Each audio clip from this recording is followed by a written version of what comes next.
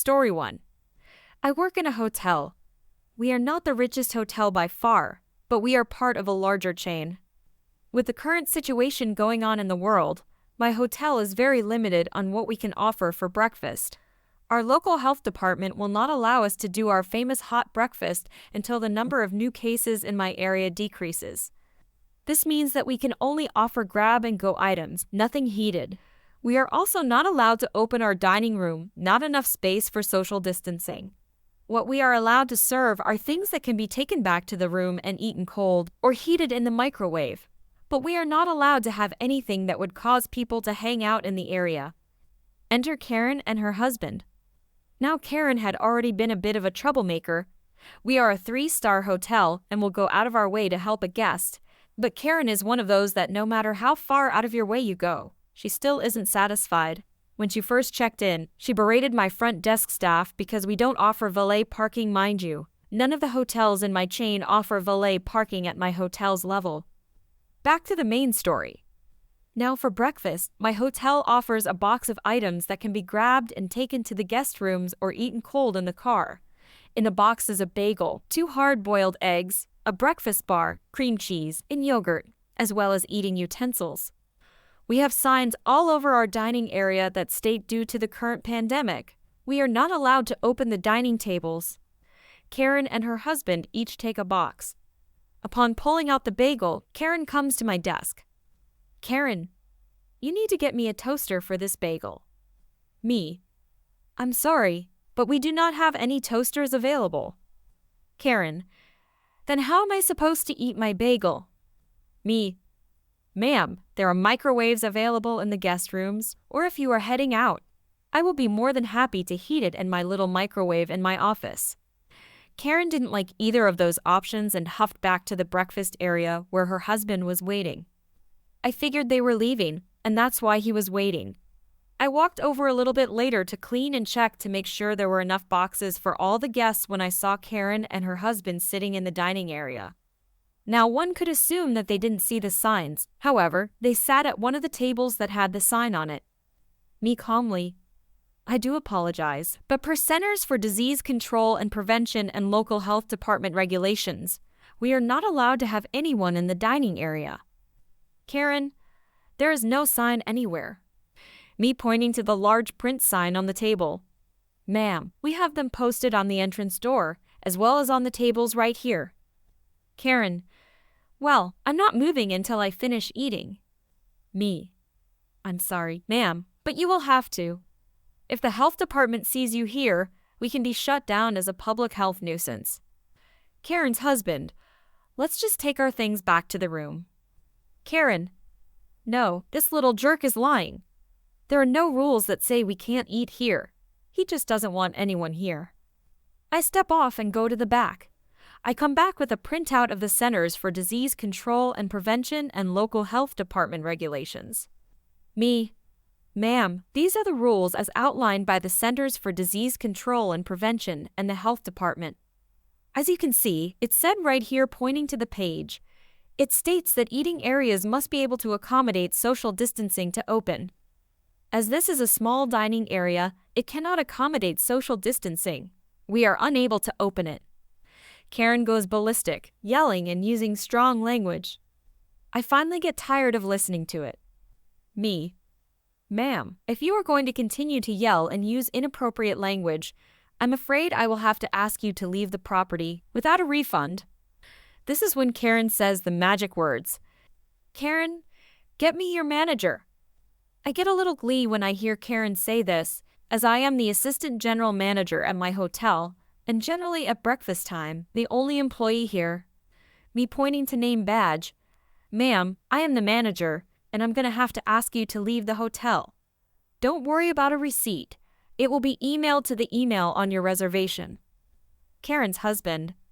I can't believe we are getting kicked out of another place because of your attitude.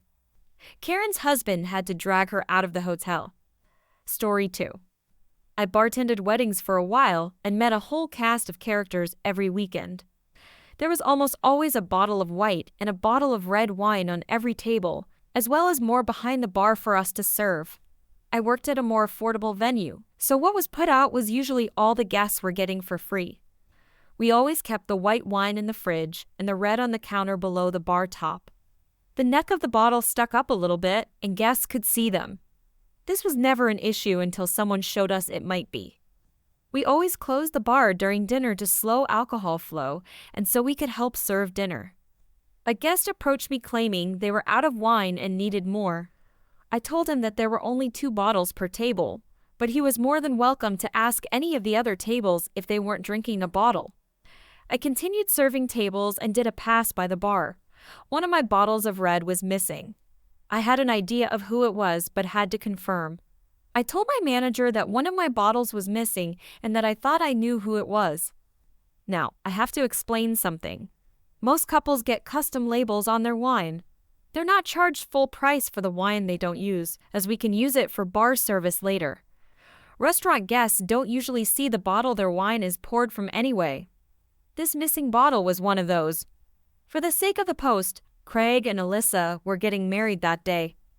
I found the guest that had asked for more wine at his table and saw the second bottle of red in front of him. I asked, "Where did you get that bottle?" To which he answered, "Another table gave it to us." He straight up lied, so I picked up the bottle and showed him the picture of a different couple on the bottle. "This bottle is from Tyler and Olivia's wedding, and I know you stole it from my bar." That was a mistake," he kind of sputtered and tried to apologize. I took the bottle back to the bar and informed all of my coworkers that he was cut off. Come prepared to pay for drinks when it's not an open bar, and actually listen when they say last call before dinner. If you can't make it a couple of hours without a drink, you should have come prepared for that as well. Story 3. On mobile, etc. Also, a long one and happened about 6 years ago. Cast. Me, landlord LL, entitled neighbor lady ENL. So backstory for context, an entitled neighbor owned her apartment and was a part of the housing board there as an owner, but I was just renting right next door. I have a cat who is a registered service animal for anxiety and had the landlord's permission to have her there. I worked multiple split shifts in disability care and would work until 12 a.m. and leave about 6 a.m. sometimes and would be out all day just doing different shifts. I was very quiet when I would come home, and I lived there alone and wasn't seeing anyone, so it was just me there. My cousin had just been found murdered after being missing for 30 days, and I was quite upset about this obviously and had taken up smoking again. I would smoke just outside my back door, and it started with her just slamming her back door, and I realized that the smell was going to her door, so I went further out so it would stop annoying her. Then one day, I was putting out my washing, and this entitled neighbor started having a go about me having a cat and how she was on the board and either I get rid of the cat or she will get me kicked out. So I told her that the landlord knows and she can do whatever she wants, but she won't succeed and that she has 2 little yappy dogs, so she won't get very far. Then the false complaint started. The landlord called me, and apparently, I was having very loud parties every night. I was actually never home as I worked mostly 7 days a week at that point from about 6 a.m. to 12 a.m. split shifts. On the days that I was home, I could hear her yelling and screaming at me from her house, or she would bang on my walls in the middle of the night randomly, waking me up and causing me to have nightmares. She called the police on me numerous times. I ended up recording her to prove to the landlord that it was her and not me. I actually had one of the other elderly owners on my side, and she defended me to the board as she had heard and seen what this entitled neighbor had been doing to me and knew that I wasn't nasty as I would do her shopping for her on really hot days. Eventually, it all became too much for me because I was trying to grieve for my cousin, and I informed the landlord that I wanted out and asked if I could break my lease without copping a fine. And she said absolutely because I was a model tenant in the other homes I had rented from her. Here comes the revenge part. I had a week off to move out and clean, so I played nothing but metal music really loudly, banged on her walls at night, and filled her letterbox with baked beans. Story 4. I'm visiting my grandma for her birthday and brought along my emotional support rabbit called Panda because of the large number of guests and staff coming in and out of the house. Once I got here, I found myself a safe space. My grandma's sister showed up, hereby referred to as entitled great aunt or Egia for short, in tow with her husband, all her kids, and her grandson. By that point, my grandparents wanted me to show my face and greet people, so I reluctantly obliged and headed to the main room with Panda in tow. Entitled Great Aunt saw Panda, and I could see the gears start moving. She came over, bringing along her grandson who's only too young to predict if his entitlement will be permanent yet. Immediately, she brings up the fact that I'm moving home and it'll be stressful for a rabbit, so I should just give it to her grandson. I just laughed it off and said it would be okay because my rabbit will be just fine as long as I prepare things. Then I walked away. A few of the other kids had taken notice of Panda and each wanted to visit my impromptu petting zoo. I explained to them that if they were calm, quiet, and gentle, they would each get a turn to play with Panda for a little while. All of them understood and were fairly behaved and mature about the situation. Then came entitled Great Aunt and her grandson. He wanted to play with the little girl who was currently snuggled up with Panda, and they both seemed very content. So when he saw that she wasn't willing to play right there, and then he tried to rip off Panda's whiskers and ears. Within a split second, I grabbed his hands away and told him to be gentle with animals, and the other little kids even stepped in to stop him and tell him it wasn't nice. His response was to scream in my face whilst entitled Great Aunt laughed and talked about how cute he was being. I was furious and told her he needs to be told why he can't go around harming animals and screeching at people when things don't go his way, and not be praised for being cute while he commits actual crimes. I didn't want to stick around long enough for her to give me the usual entitled people excuses and lectures, so I explained to the other kids that Panda had to go to bed because he had been playing too much and then hid with him in a guest room. Entitled Great Aunt took her family and left not long after.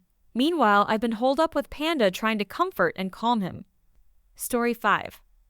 A while back, in March, I made a post about how some entitled parents let their kids play in our cactus garden. I thought that would be my only garden-related incident, but lo and behold, apparently people think our fenced-in garden is a land they can just do whatever they want on. Our block has many houses on it, and they all have iron black fences that are around 5-6 feet high with gates. Behind each fence, most people have some plants or a little garden or a tree. You get the idea. It's clear these belong to each of the respective houses, as most people will also put their garbage cans or other stuff out there as well. In front of my family's house, we have a small cactus garden, and then we have some tall planters with some succulents in them, and then we have a little vegetable garden with some tomatoes, basil, etc. My grandmother is really into plants, and it's giving her stuff to do in this pandemic. My parents used to take care of it, but let her take over. We've had the garden for a while. The two tall planters with the succulents are closest to the fence, so someone could stick their hand in and take plants out if they wanted to. I'm walking home, and I see a woman sticking her hands through the fence. I think she's taking our tomatoes, so I speed walk up to her and ask her what she is doing. Me. Hi, this is my garden. What are you doing? I'd appreciate it if you didn't take things out of my garden. Lady. Oh, hi, you have a lovely garden. I'm not damaging anything.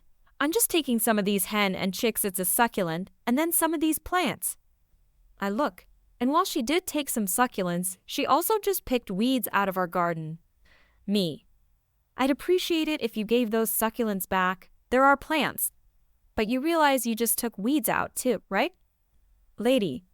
Oh, I took some pictures of these for my photography class, and everyone loved the pictures, so I thought I would take some. Me. Oh, I guess you can have the weeds, but I'd like my other plants back. Lady. Okay, goodbye. She just kinda got flustered and left after that. I did get my succulents back. She was more embarrassed about taking weeds than stealing plants out of my garden. And this whole photography class thing was really weird to me. But whatever, she can keep her random weeds. Weirdest experience ever. And I'll never understand how people think they can just stick their hands into someone else's garden and take their stuff.